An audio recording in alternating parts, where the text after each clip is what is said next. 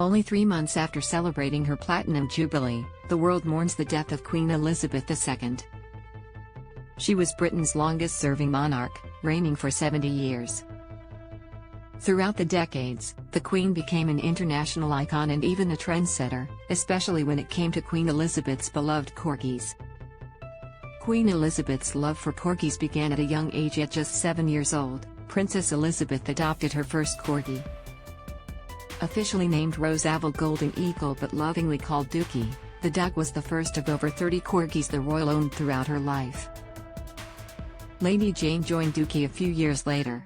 Then, for her 18th birthday, Elizabeth received another corgi, Susan, as a gift. Thus began a canine tradition in the royal family. Susan became the matriarch of several generations of royal corgis, many of which the Queen kept. Occasionally, she gifted one of the puppies to another family member or close friend, but the Queen never sold a single puppy.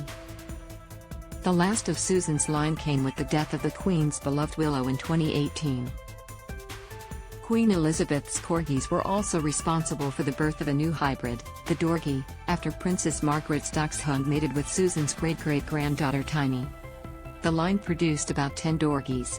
Queen Elizabeth's love of corgis is said to have created a phenomenon.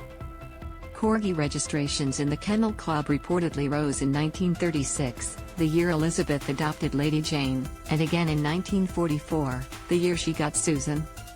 She had made corgis cool, while they made her look warm, the BBC reports. What will happen to Queen Elizabeth's corgis Mick and Sandy? Willow's death marked the first time in nearly 75 years that Queen Elizabeth was without a corgi.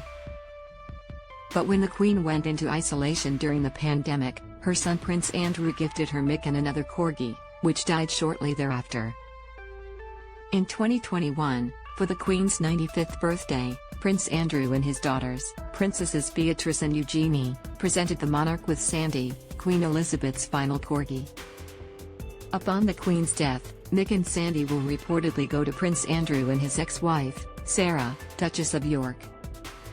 The Queen's dogs lived a royal life. Queen Elizabeth's corgis and other dogs lived a life of luxury.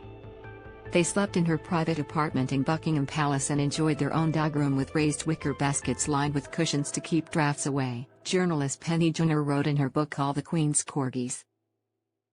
Royal chefs prepared the dogs' meals in the royal kitchens. The canine menu reportedly included a rotation of beef, chicken, lamb, and rabbit, according to Darren McGrady, a former royal chef to Queen Elizabeth, via Hello. McGrady also says the food was poached and then diced into fine pieces to ensure that no bones would choke the dogs.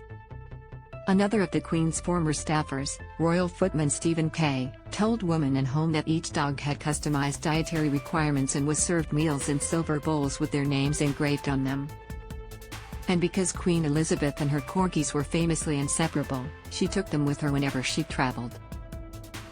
That meant the Queen's dogs were frequent flyers on the royal family's private jets.